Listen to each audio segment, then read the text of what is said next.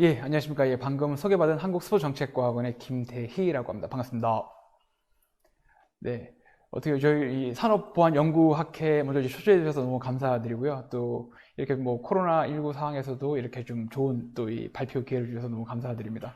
그래서 뭐 코로나 상황이 계속 길어지면서 뭐 저도 뭐 줌으로 온라인 회의도 많이 하고 예, 온라인 학술 대회도 많이 했는데 아직까지도 예, 이렇게 하는 게 아직까지도 적응은 아직 잘 안 된 것 같습니다. 그래서 제가 오늘 여러분들한테 이제 알려드릴 내용은 우리 이제 스포츠 산업에서의 어떤 빅데이터와 이제 보안 이슈에 관해서 예, 좀 설명을 드리고자 합니다. 그래서 뭐 제가 뭐 보안 이슈, 뭐 제가 보안 전문가가 아니라 이게 보안 이슈가 이제 맞나 틀리나 이런 이 좀 자료를 만들면서도 예, 많은 고민을 했었었고요. 또 특히 이제 여러분들, 특히 이제 산업보안연구학회 분들이 아마 이쪽 부분의 전문가시니까 우리 이제 스포츠에서의 어떤 빅데이터를 예, 과연 이렇게 보호할 가치가 있는 것인지 아니면 요거를 어떻게 보완을 해야 될 것인지 이러한 것들을 좀 같이 예, 고민해 보는 그러한 시간이 되었으면 좋겠습니다. 그래도 뭐 간단하게 뭐 제 소개를 드리면 저는 한국스포츠정책과학원이라고 예, 우리 스포츠 분야의 유일한 종합 연구기관인 예, 한국스포츠정책과학원에 있고요. 원래 저는 예, 정책연구실에 있습니다. 그래서 저는 원래 법학을 예, 전공했고요.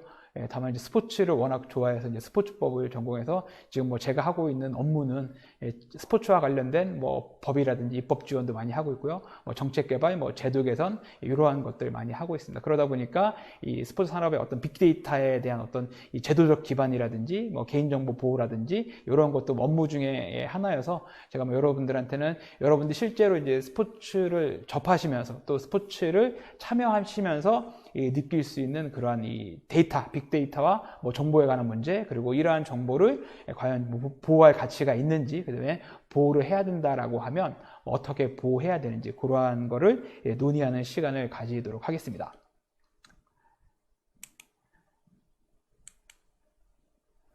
네, 아이고, 하나 더 넘어갔네. 근데 뭐 제가 오늘 뭐 이렇게 설명드릴 내용은 뭐 보시는 바와 같이 일단 스포츠 빅데이터의 어떤 개요를 좀 말씀을 드리려고 하고요. 그 다음에 그런 스포츠 빅데이터의 활용 사례, 그 다음에 그런 스포츠 빅데이터의 어떤 재산적 가치, 뭐 보호받아야 되려면 이제 얼마나 이게 재산적 가치가 있는지 이런 것들을 한번 살펴보고, 그 다음에 그런 스포츠 빅데이터의 어떤 이 보안에 대한 이 제도적인 문제점, 어떤 문제점들이 있는지, 그리고 앞으로 이제 어떻게 대응을 해야 되는지, 그러한 사항을 한번 살펴보도록 하겠습니다.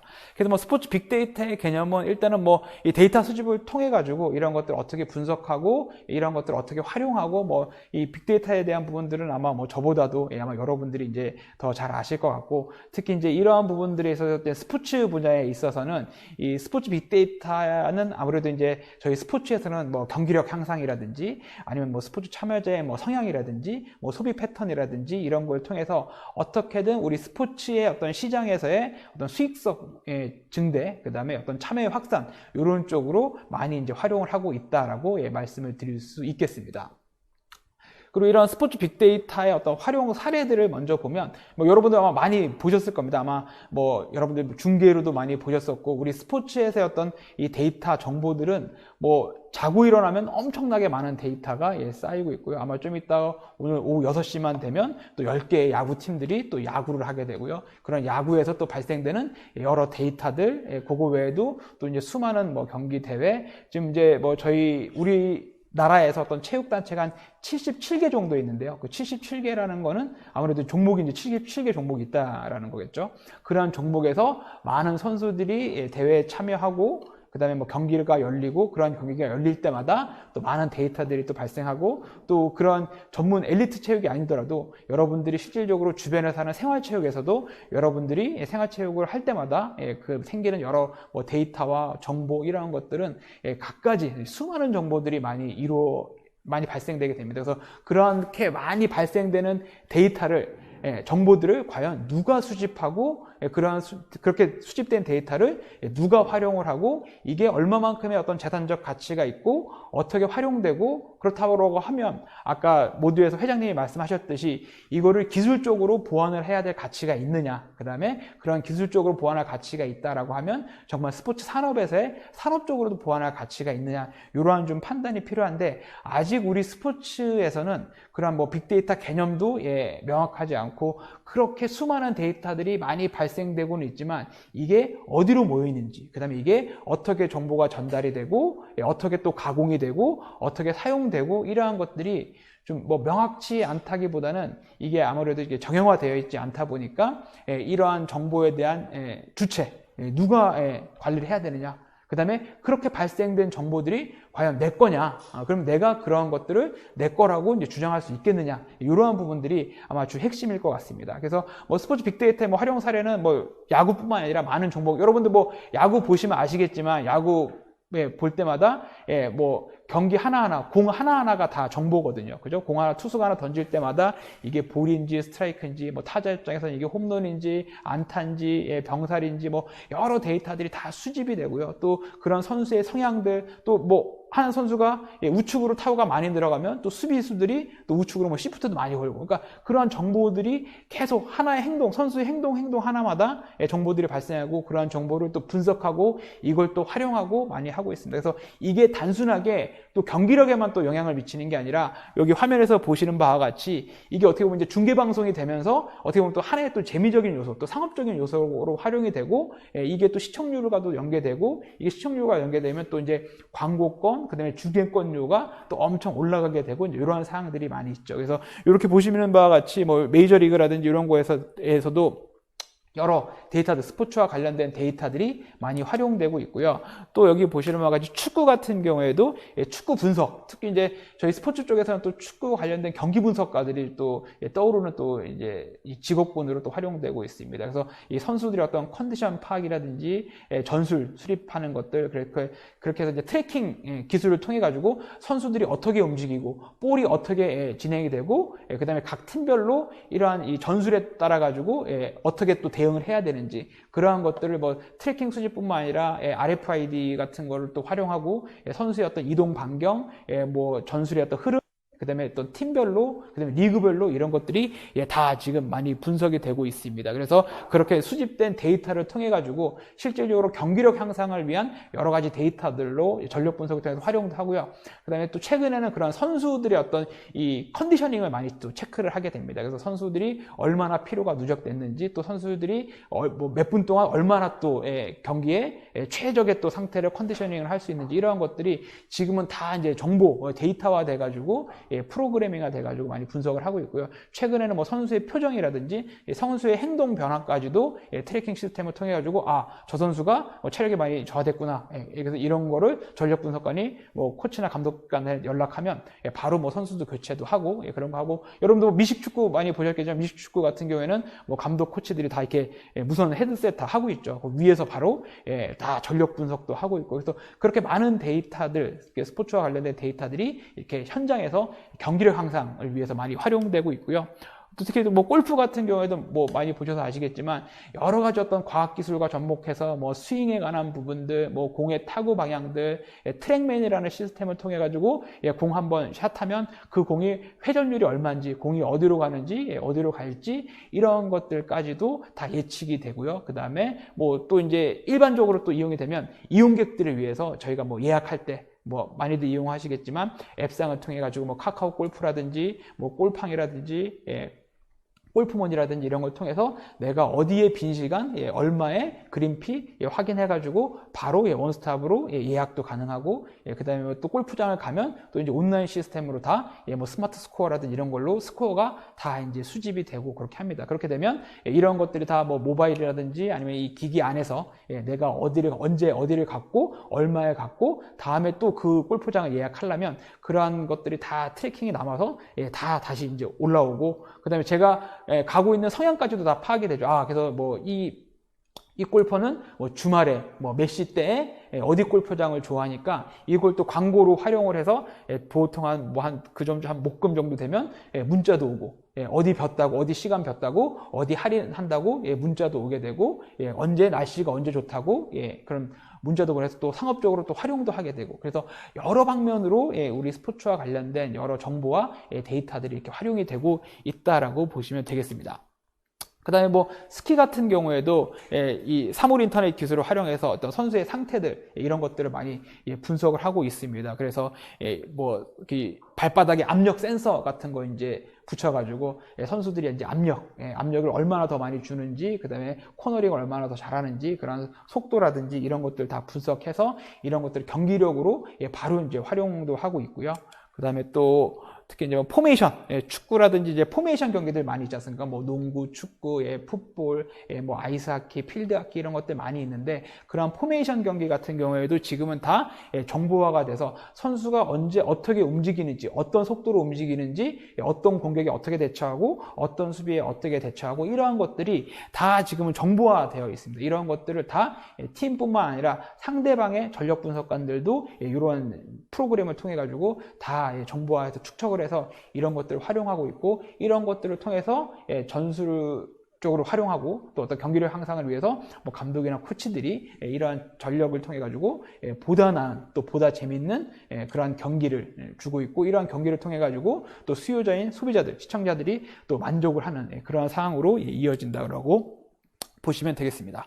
그래서 뭐 기술 영상 분석 같은 경우에는 지금은 이제 선수, 예전에는 뭐 다 몸에다가 많이 뭐 붙이고 이런 트래킹 시스템이라든지 아니면 RFI 같은 경우에는 막 붙이고 했었었는데, 지금은 영상 촬영만으로도 얼마나 움직임이 많고, 그다음에 어떻게 움직여야 되고, 그다음에 뭐 피로도라든지 이런 것들이 영상 촬영 한 번만으로도 이런 것들을 다 할 수 있고요. 그다음에 뭐 여기 오른쪽 그림 같은 경우에는 여러분들 뭐 게임, 뭐 피파 게임 같은 거 하실 때처럼 이 선수들의 어떤 이 영역들, 뭐 피로도, 기술, 뭐 이런 것들을 다 영역별로 다 표시가 돼서 이런 것들이 하나의 선수마다 그러한 가치들을 다 정보화해서 해당 경기에서 얼마나 활용할 수 있을지, 또 얼마나 선수의 능력을 얼마나 극대화할 수 있을지, 이러한 것들이 지금은 다 수치화 정보화돼서, 예전에는 뭐 감독이라든지 뭐 코치의 감으로만 경기를 했다라고 하면 지금은 많은 이러한 정보화된 데이터를 기반으로, 예전에 뭐 야구만 뭐 데이터 야구 막 이렇게 많이 얘기들 했었는데, 지금은 스포츠의 거의 모든 종목들이 거의 다 뭐 데이터화 되어 있고, 이러한 기술을 바탕으로 전술도 수립하고 경기력에 도움을 주고 있고, 이러한 것들이 지금은 다 많이 산업화가 되어 있습니다. 그래서 뭐 종목마다 이렇게 이제 분석관들, 경기 분석관들이 많이 있고, 이제 이러한 데이터들이 대회를 뛸 때마다, 뭐 경기를 할 때마다, 뭐 경기가 없더라도 연습할 때 얼마나 많은 뭐 체력을 소모하는지, 얼마나 많은 뭐 젖산을 소비하는지, 얼마나 많은 뭐 산소를 필요로 하는지, 이러한 것들을 다 측정을 하고요. 그 다음에 그런 측정된 데이터들을 가지고 또 뭐 제조 가공해서 다음 경기에 어떻게 쓸지, 뭐 전술 포메이션 같은 경우에도 그런 포메이션들을 대회별로, 아니면 뭐 상대 팀별로, 뭐 선수별로 다 가공을 해서 이러한 것들을 뭐 제공해주고, 이러한 것들을 또 경기에 활용을 하고, 그래서 어떻게 보면 이 스포츠 산업에 있어서의 어떤 빅데이터는 정말 뭐 무궁무진하고, 아무래도 이 연속성, 확장성이 뭐 어마어마하다라고 볼 수 있겠습니다. 그거 외에도 뭐 이동 경로 같은 경우에도 여기 화면에 잘 보이실지 모르겠지만, 뭐 축구 같은 경우에도 해당 선수가 언제 어떻게 이동을 했는지, 얼마나 이동을 했는지, 뭐 이런 것들이 다 나오고 있고요. 농구 같은 경우에도 마찬가지. 농구 같은 경우에도 뭐 어느 선수가 어느 지역에서 슛을 많이 쏘는지, 어떤 상황에서 어떤 슛을 쏘는지, 이런 것들. 그다음에 뭐 테니스 같은 경우에도 뭐 어떤 선수가 뭐 어떤 공을 받았을 때, 뭐 오른쪽으로 받았을 때 포핸드를 많이 한다든지, 뭐 왼쪽으로 쏠 때 뭐 백핸드를 많이 한다든지, 이런 것들이 지금은 그 공 하나하나마다, 경기 매 순간순간마다 다 측정이 돼서 이러한 것들이 다 지금 정보화 되어 있고, 이러한 것들을 다 직접화해서 이런 것들을 다 실제로 현장에서 많이 활용을 하고 있습니다. 그래서 이거는 뭐 프로 스포츠 경기뿐만 아니라 뭐 아마추어 선수들, 특히 이제 뭐 체조 같은 경우, 양학선 선수 같은 경우에도 저희 기관에서 이제, 저희 기관이 이제 어떻게 보면 이제 국가대표 선수들 어떤 과학 지원도 많이 하고 있거든요. 그래서 특히 이제 뭐 양학선 선수 같은 경우에 양학선 선수의 어떤 그 회전 기술 만들 때도 그러한 영상 분석, 훈련하고 있는 영상들 다 찍어서 뭐 얼마의 시속으로 떼어서 도움닫게 해가지고 얼마의 몇 발자국 떼야 되고 도움닫게 할 때 어느 정도 높이를 떠야 되고 도움닫게 한 다음에 손을 어디에 어떻게 짚어서 어느 공간에서 어떻게 회전을 해야 되는지 이러한 것들도 다 분석을 해서 많이 제공을 하고 있습니다. 그래서 이만큼의 어떤 이 스포츠 빅데이터 활용 사례는 뭐 어마어마하게 많다라고 볼 수 있죠. 그리고 뭐 기록 데이터, 아까 뭐 전술이었다라고 하면 지금은 경기가 또 시작되고 경기가 끝나면 그 경기가 끝나자마자 해당 선수, 그 해당 팀에 대한 기록 데이터들이 뭐 어마어마하게 생성됩니다. 뭐 예를 들어 뭐 유현진 선수, 미국에서 많이 활약했던 유현진 선수나 김광현 선수 같은 경우에도 경기 끝나고 나면 뭐 직구 몇 개 던졌는지, 뭐 커브 몇 개 던졌는지, 슬라이드 몇 개 던졌는지, 뭐 스트라이크 몇 개인지, 볼 몇 개인지, 얼마나 뭐 홈런 몇 개 맞았는지, 피안타율 뭐 이런 거 많이 가고 있고요. 그다음에 뭐 타자 같은 경우에도 뭐 어떤 팀의 어떤 투수한테는 뭐가 약하고, 어떤 팀의 어떤 투수한테는 언제 강하고, 그죠? 그 다음에 뭐 9회 말 투아웃에 뭐 2, 3루 상황에서는 뭐 몇 탈 쳤고, 이러한 것들이 지금은 다 데이터돼서 이러한 것들을 중계방송에도 많이 활용을 하고, 그 다음에 여러 가지 어떤 데이터를 통해 가지고 이 선수의 가치를 높이는데도 활용을 하고 있고, 그래서 이렇듯 이 스포츠의 어떤 빅데이터의 활용 사례는 뭐 엄청나게 많다라고 보시면 되겠습니다. 그리고 이제 뭐 ICT 또 결합도 활용하는데, 뭐 제가 이제 뭐 프로 스포츠만 또 많이 말씀드리다 보니까 그럼 일반 뭐 우리 스포츠 환경에서는 이런 스포츠 빅데이터 없나라고 말씀하시는데, 그렇지 않습니다. 뭐 여러분들 뭐 잘 아시겠지만 지금 뭐 저도 뭐 여기 와치 많이 차고 있는데, 여러분들 운동하시면 운동하고 있는 그런 것들이 순간순간 다 기록되시죠. 뭐 나이키뿐만 아니라 언더아머, 특히 또 우리 삼성 안드로이드 폰들 같은 경우에는 삼성 SS 같은 게 다 설치가 되어 있어서 여러분들이 어디에서 얼마나 뛰었는지, 뭐 높이 얼마나 뛰었는지, 또 매일 저희 걸음수 체크해가지고 걸음수 걸은 것만큼 또 뭐 돈을 주는 그러한 앱들도 있고, 그래서 여러분들의 신체 활동 모두 여러분들의 어떤 뭐 스포츠 참여 모두가 다 이제 정보화되고 기록화되고, 특히 뭐 나이키 런클럽 같은 경우에는 내가 언제 뛰었는지, 또 안 뛰고 있으면 뛰라고 막 다시 피드백도 주고요. 뭐 언제 뛰었는지, 얼마나 뛰었는지, 얼마의 속도를 뛰었는지, 이러한 것들이 다 정보화로 또 수집이 되고 있고요.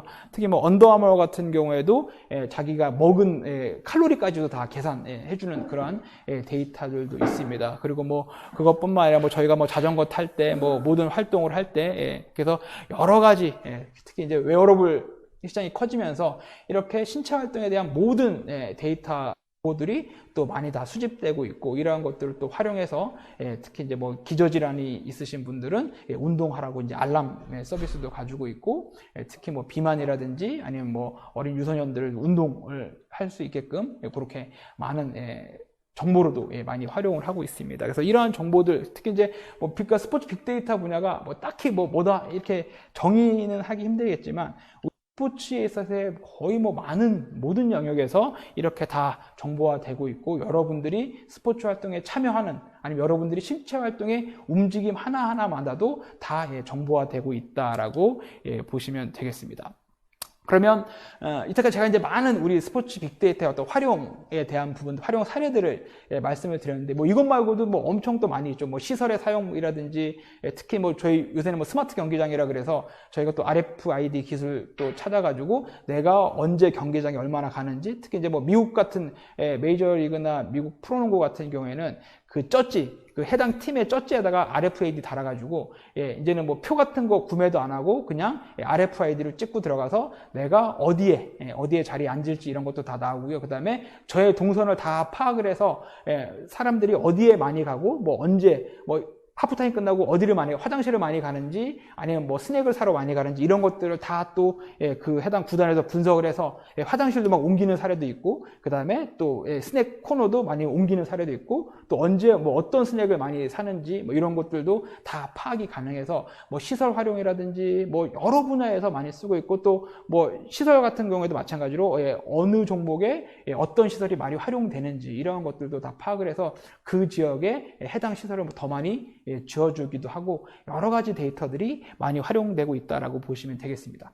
자, 그렇다면 그럼 우리의 이제 이 스포츠의 어떤 이 빅데이터를 이제 어떻게 활용을 하겠느냐, 이 재산적 가치를 한번 좀 살펴보도록 하겠습니다. 그래서 우리 스포츠 산업은 뭐 산업적으로도 뭐 용품, 시설, 마케팅, 매니지먼트, 홍보 이런 분야도 있고요. 또 사회적으로는 뭐 국민의 어떤 여가라든지 전국 단위 어떤 여가 문화 서비스로서 지역 연고제가 있기 때문에 프로스포츠 같은 경우에는 이 지역을 분산시키는 어떤 이제 사회적인 또 가치도 있고요. 또 경제적으로는 뭐 스포츠 이벤트, 스포츠 마케팅, 뭐 스폰서십, 중계권, 라이센싱을 통해 가지고 여러 경제적 가치들을 산출해내고 있습니다. 그래서 뭐 국내 4대 프로리그 경제적 가치가 뭐 2조 2천억 정도인데 이거는 이제 예전 자료고 지금 한 6조까지 늘어났다라고 이제 보시면 됩니다. 요거는 이제 구단 가치 평가를 한번 한 적이 있었는데 요거는 좀 예전 자료입니다. 예전에 이제 LG 트윈스가 우리나라에서 이제 우리 프로스포츠에서 가장 인기가 많았을 때 구단 가치가 한 1,200억 정도였다라고 하면 그 당시에 뭐 레알 마드리드가 한 3조 700억 정도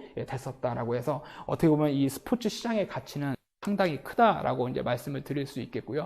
그다음에 이제 뭐 포브스가 선정한 이 프로 구단의 어떤 가치를 보면 레알 마드리드가 36억 5천만 달러의 어떤 구단 가치를 가지고 있고 그 위에 뭐 FC 바르셀로나, 뭐 맨체스터 유나이티드, 바이에른 뮌헨 이런 식으로 해가지고 쭉 보시면 구단 가치들이 엄청나게 한 구단의 가치가 몇십 조씩 뭐 나가는 그러한 가치. 그다음 이 리그들을 다 합친다라고 하면 어마어마한 이런 경제적 가치가 있다라고 보여질 수 있습니다. 그러면 그런 아까 말씀드렸던 그런 경기 분석이라든지 그런 스포츠 빅데이터를 활용해서 이 구단의 어떤 경기력 향상과 뭐 구단이 리그에서 우승했을 때 뭐 생기는 어떤 여러 가지 어떤 가치들을 보면 실질적으로 이 선수의 가치를 활용해서 이 구단의 가치를 활용하는 그런 방안을 모색할 수 있습니다. 그래서 만약에 뭐 손흥민을 갖고 있는 구단이 구단 가치가 당연하게 더 늘 수밖에 없고 그러한 선수의 가치를 높게 해주는 것은 그 선수가 얼마나 경기력이 있는가를 봐야 되는데 그러한 것들은 바로 데이터인 거죠. 그래서 그 선수의 어떤 능력도 아까 앞에서 말씀드렸던 빅데이터의 활용 사례를 통해 가지고 이 선수의 가치를 지금 이제 평가를 할 수 있게끔 그렇게 되어 있습니다. 그래서 구단의 자생력 강화 및 뭐 새로운 자산 가치로 활용도 할 수 있고요. 또 리그에서 발생되는 각종 스포츠 관련 데이터들을 활용할 수 있습니다. 그래서 아까 말씀드린 대로 매번 경기가 일어날 때마다 생성되는 데이터와 그렇게 데이터를 축적해서 축적된 데이터를 재가공하고 여러 방면으로 또 이제 활용을 하고 있죠. 그리고 이 선수의 활약으로 생성된 이 각종 데이터들은 일단 1차적으로는 구단께 될 거고요. 그럼 구단이 이런 거를 또 이제 제조 가공해서 또 뭐 활용하면서 또 가치를 또 높이게 되는 그런 부분들이 있습니다. 그리고 최종적으로는 그 모든 구단이 속해져 있는 협회한테 또 이러한 또 데이터들이 가게 되어 있죠. 자, 그렇다라고 하면 이제 이걸 좀 재산권적으로 좀 본다라고 하면 그렇게 내가 경기를 해서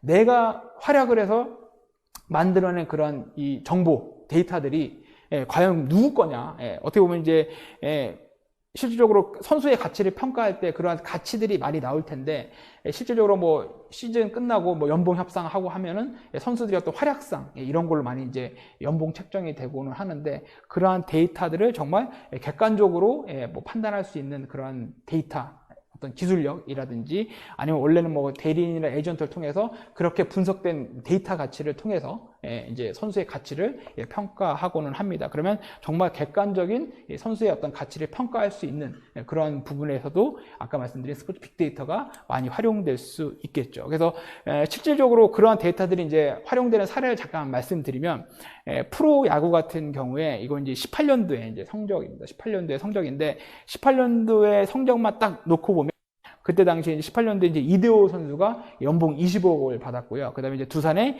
김지현 선수가 연봉 4억 7천을 받았습니다. 물론 뭐 객관적인 비교를 할 때는 당연하게 조선의 4번 타자인 이대호 선수가 훨씬 더 많은 선수의 가치를 가지고 있겠죠. 그래서 뭐 연봉 차이는 뭐 당연하게 수긍하다라고 할 수는 있겠지만 이거를 데이터적인 측면으로 접근해 보면 2018년도에 데이터만 보면 이대호 선수는 3할 3푼 3리를 타율을 가지고 있고 홈런은 34개 그리고 김재환 선수는 그때 3할 3푼 4리를 쳤고요. 그 다음에 홈런은 44개, 이대호보다 홈런을 10개를 더 쳤죠. 자, 그렇게 그 객관적인 데이터만 본다라고 하면 과연 이대호 선수의 25억 가치와 김재환 선수의 4억 7천 가치를 어떻게 객관적으로 잘 평가를 하겠는가, 이러한 부분들. 그래서 이런 것들이 어떻게 보면 이제 이거 외에도 선수가 가지고 있는 마케팅 능력이나 선수의 어떤 여러 가지 어떤 가치들이 있을 수 있겠죠. 근데 그러한 가치의 어떤 활용에 있어서 이런 빅데이터의 활용들이 지금은 이제 많이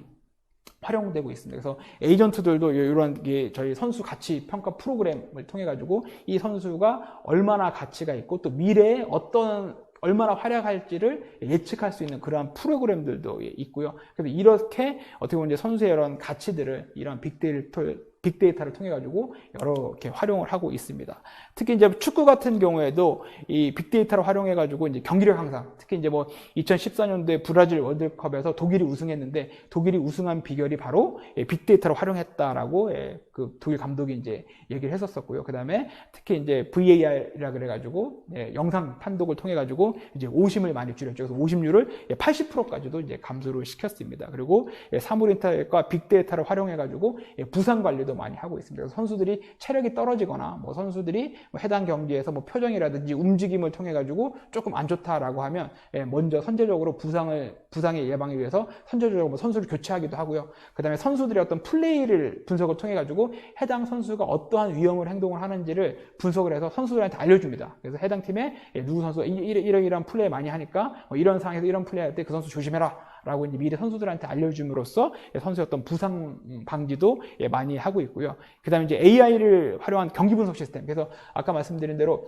많은 경기 분석가들이 모든 경기들을 다 분석하고 그거를 다 데이터화 시켜서 실질적으로 인공지능을 통해서 분석을 합니다. 그래서 이거를 감독의 어떤 예전 같았으면 감독의 직관만으로 이제 선수 기용이라든지 전술을 짰는데 지금은 그러한 경기 분석, 그런 스포츠 빅데이터를 통해서 어떻게 보면 이제 감독이 보다 객관적으로, 그다음에 보다 데이터를 중심으로 여러 가지 어떤 경기를 하고 있다라고 보시면 되겠습니다.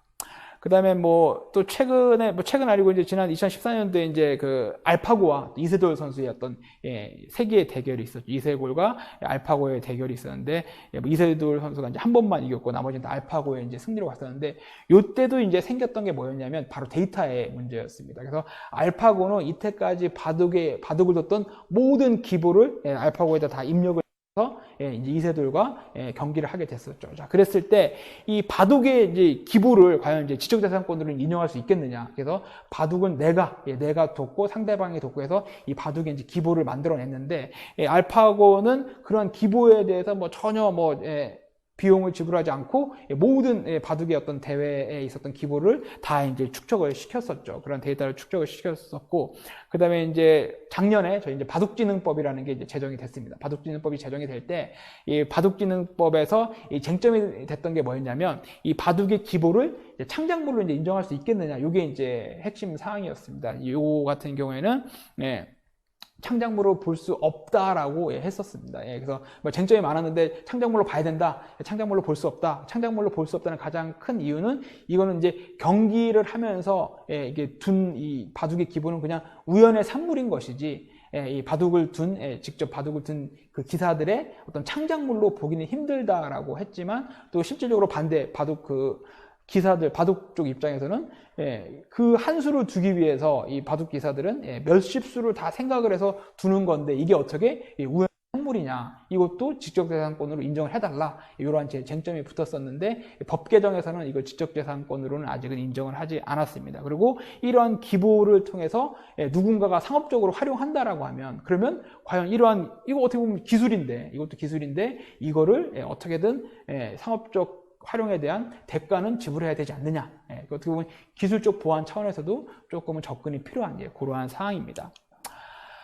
그리고 이제 또 스포츠 빅데이터 재단 활용 같이 보면 이제 얼마 전에 이제 나이키에서 이제 인류 최초로 이제 2시간 덕을 허문 선수가 이제 마라톤 대회를 한 사례가 있었습니다. 그래서 실질적으로 1분 59초,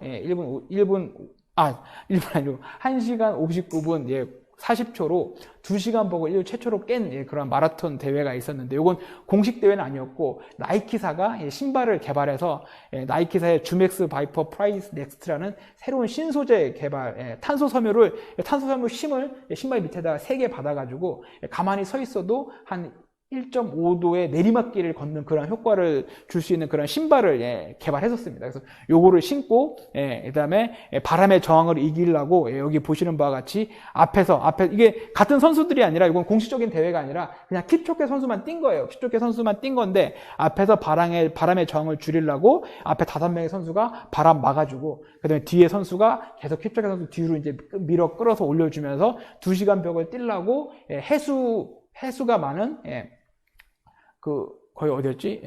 제가 갑자기 기억이 생각 안 나는데, 그 해수면 상승이 하여튼 2시간 벽을 깰 수 있는 정확한 도시 오스트리아에서 이 대회를 해가지고 2시간 벽을 실질적으로 깬 그러한 사례들이 있습니다. 그럼 과연 이제 이렇게 2시간 벽을 깼고 이러한 여러 가지 어떤 나이키 신발을 만드는데 여러 가지 이런 마라톤이라는 대회, 이런 기록들, 이러한 것들을 활용했을 텐데, 과연 이 부분에 대한, 그래서 이게 단순히 어떻게 보면 하나의 스포츠 과학이지만 실질적으로는 여기에 투입된 엔지니어, 디자이너, 생물역학, 심리학자, 소재 개발, 의학 등 다양한 분야의 사람들이 여기 와서 이러한 기술 개발을 했었었는데, 그럼 이렇게 뛰는 라든지 이렇게 뛰고 있는 동작이라든지 이러한 부분들에 대해서도 과연 그런 기술력을 인정해 줄 수 있을지, 이러한 부분들도 저희가 조금은 고려해 봐야 되는 사항입니다. 그리고 요거 외에도 스마트 경기장이라든지 중계방송에서 많이 쓰고 있는 여러 가지 어떤 데이터들, 시설 정보들, 이런 식으로 이렇게 다 활용을 해서 어떻게 보면 산업적 가치를 활용하다 보면 이런 데이터들에 대해서 어떻게 보면 이제 보호의 필요성이 좀 있지 않나라고 보여집니다. 마찬가지로 저희 스크린 골프들 많이 치시는데, 지금 저희 스포츠에서도 VR, AR을 활용한 이 가상 체험의 어떤 체육 시설이 등장하고, 그다음에 어떻게 보면 이제 새로운 스포츠 활동의 장으로도 많이 활용되고, 그렇다라고 하면 지금 이제 골프 코스의 저작권이라든지 골프 스코어의 어떤 직접을 하고 그걸 또 활용하고 이제 이러한 것들에 대해서도 골프 코스의 저작권은 지금은 인정하고 있는데, 과연 이제 여러분들이 스크린 골프장에서 치셨던 그런 골프에 대한 데이터, 여러분들의 어떤 스코어, 이런 것들이 내가 쳐서 데이터가 직접 됐는데 그러한 데이터들을 활용한다라고 하면 이런 거에 대한 어떤 재산권적인 보장은 되지 않는가, 이러한 부분들도 어떻게 보면 저희가 조금은 고려해 봐야 될 사항 중에 하나입니다. 그래서 스포츠 빅데이터의 어떤 보안의 문제점을 제가 한번 말씀을 드리면, 과연 스포츠 빅데이터는 이게 과연 이 보안의 개념으로 보호받을 가치가 있겠는가.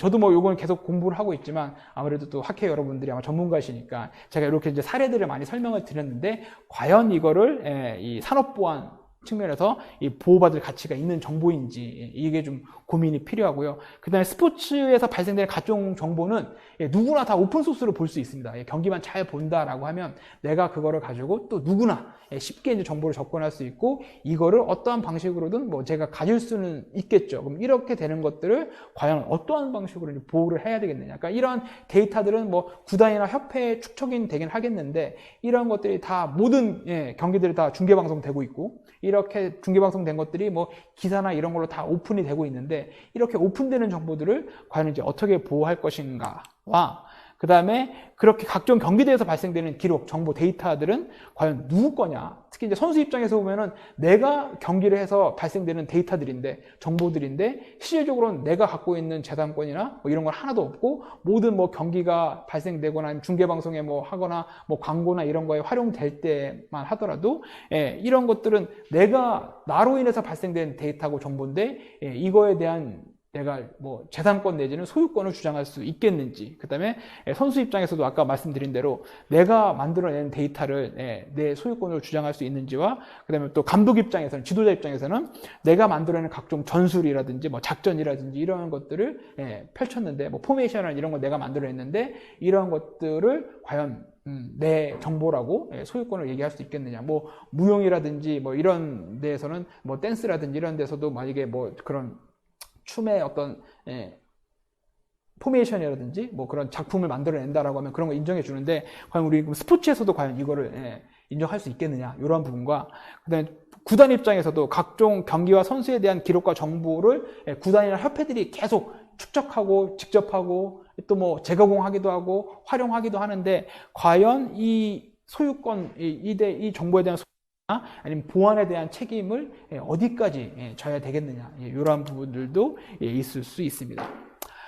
그 다음에 또 뭐 선수나 지도자, 이게 아까 프로뿐만 아니라 일반적인 아마추어에서도 뭐 선수나 지도자 어떤 등록 정보, 그 다음에 뭐 경기 기록, 이런 것들을 지금 대한체육회라는 종목단체들이 협회에서 많이 관리하고 있고요. 실질적으로 경기를 뛰게 되면 뭐 여러분들 혹시 뭐 자제분이라든지 여러분들 뭐 주변에 이제 선수들이 계시면 진학하거나 뭐 그럴 때 경기 실적 증명서를 다 떼어야 되거든요. 뭐 이런 것들을 협회에서 다 떼어주고 있습니다. 근데 내가 경기를 한 그러한 정보들을 협회나 단체에서 가지고 있는데 그러한 정보들을 효율적으로 잘 관리하고 있느냐. 그리고 이제 최근에 또 많이 문제되는 것들은 이 국가자격제도로 저희 체육지도자를 운영하고 있습니다. 국민체육진흥법에 따른 국가자격으로 체육지도자를 이제 저희가 운영하고 있는데, 이 체육지도자 결격 사유에 이 범죄경력조회가 들어가 있습니다. 아무래도 이게 교육하는 입장이다 보니까 뭐 성범죄자가 있거나 뭐 성범죄자 취업 제한이 있거나 이런 것 때문에 범죄 경력 조회를 하게끔 되어 있고요. 그 다음에 징계 정보, 그래서 만약 해당 단체에서 뭐 비위나 뭐 성범죄를 저질러서 만약에 징계 정보가 있다라고 하면 그러한 징계 정보를 체육 단체끼리 또 공유할 수 있도록 이 징계 정보 시스템을 구축하도록 저희 법에서 규정하고 있습니다. 그렇다라고 하면 이런 것들을 범죄 경력 조회를 하는 주체나, 원래는 이제 문화체육관광부가 해야 되는데, 부처에서 해야 되는데, 이 부처에서 업무가 많으니까 법에서 뭐 국민체육진흥공단으로 이제 위위탁시켜서 하는 경우가 있거든요. 그럼 그럴 때 이런 뭐 범죄 경력 조회라든지 징계정보 시스템이라든지 이런 것들은 되게 민감한 정보인데, 이러한 것들을 조회하고 매년마다 이런 걸 했을 때 과연 그러한 정보들이 제대로 보완이 되고 있느냐, 그 다음에 이러한 것들을 제대로 잘 관리를 하고 있느냐, 이러한 문제들이 또 많이 생기고요. 특히 이제 스포츠 현장에서 발생하는 각종 정보, 아까 말씀드린 대로 여러분들이 실질적으로 스포츠 활동을 참여하면서 생기는 정보들이 많이 있죠. 여러분들 여러분들 이제 살 빼시려고 많이 운동도 많이 하시는데, 피트니스 센터 이런 데 가시면 제일 먼저 하시는 게 뭐죠? 인바디 많이 하시죠. 인바디 들어보셨죠? 인바디. 잡고 있으면 자기 체성분부터 뭐 단백질, 뭐 지방, 얼마나 체지방이 있는지 다 분석해 주는데, 이러한 데이터도 그 인바디에 다 축적이 됩니다. 물론 뭐 거기에 자기 이름으로 안 하게 되면 개인정보 보호는 될 수 있겠지만, 물론 뭐 동의하겠지만, 이러한 정보들도 여러분들이 측정하실 때마다 거기에 다 축적이 되어 있죠. 그 다음에 여러분들 스마트 스코어라 그래가지고 골프 치시면 그 골프 스코어 다 해서 언제 내가 동반자 누군지 사진까지 찍어서 다 관리하고 있고, 특히 이제 민간 영역에서 이러한 스포츠 현장에서 발생되는 각종 정보들을 많이 축적을 하고 있고 활용도 하고 있습니다. 최근에는 릴라이브라 그래가지고 여러분들 라이딩 자전거 많이 하시는데, 자전거 뛰면 내가 어느 코스로 어떻게 갔는지, 어떤 속도로 갔는지, 누구랑 갔는지 해당 포인트에서 사진 찍으면 그 사진을 어디에서 찍었는지도 다 나오고요. 그런 포인트도 다 나오고 있습니다. 그래서 민간 영역에서 이런 발생하는 각종 정보에 대한 부분들도 많이 축적이 되고 있는데, 이 개인에 대한 어떤 민감 정보들도 많이 있는데 과연 이런 것들이 민간 영역에서 제대로 관리가 되고 있느냐, 이러한 부분들도 좀 저희가 고민을 많이 해야 될 부분이 아닌가 보여집니다.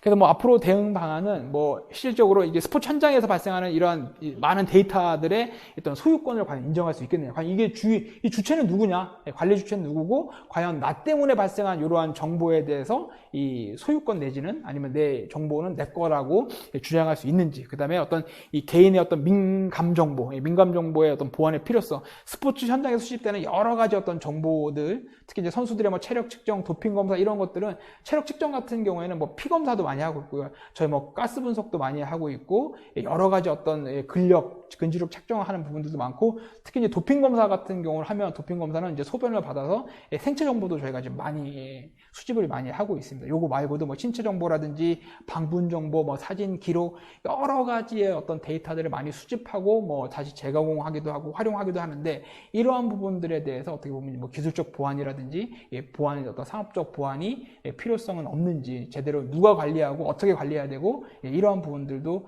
되게 좀 민감한 부분이 아닌가 보고요. 앞으로는 이렇게 많은 이 현장에서 발생되는 이 스포츠 빅데이터에 대한 수집과 활용, 이런 보완의 필요성에 대해서도 이 스포츠 현장에서 발생되는 여러 가지 어떤 스포츠 데이터들이 수집되고 가공되고 저장되고 검색되고 또 활용되고 훼손되고 변조되고 유출되는 부분들도 많이 있는데, 이러한 것들을 어떻게 효율적으로 관리를 해야 되냐, 그리고 어떠한 데이터를 보완을 해야 되느냐, 과연 이게 기술적으로 활용되는 부분이 어디까지 있느냐, 이러한 것들을 과연 산업적으로 뭐 보완을 해야 되겠느냐, 이러한 부분들도 아직은 저희 스포츠 분야가 제대로 좀 논의가 안 된 그러한 사항들이 있습니다. 특히 이제 오픈소스로 활용되는 이러한 이 스포츠 빅데이터의 어떤 보안 관리의 어떤 취약성, 과연 이 보호 가치가 있는 정보인지, 그럼 과연 이걸 어떻게 보호해야 될 것인지, 그리고 만약에 보호해야 된다라고 하면 이거를 누가, 그리고 그 보호 대상을 어떻게 관리해야 되고 또 어떻게 상업적으로 활용해야 되는지, 이러한 것들에 대해서도 조금은 논의가 좀 필요한 사항입니다. 그래서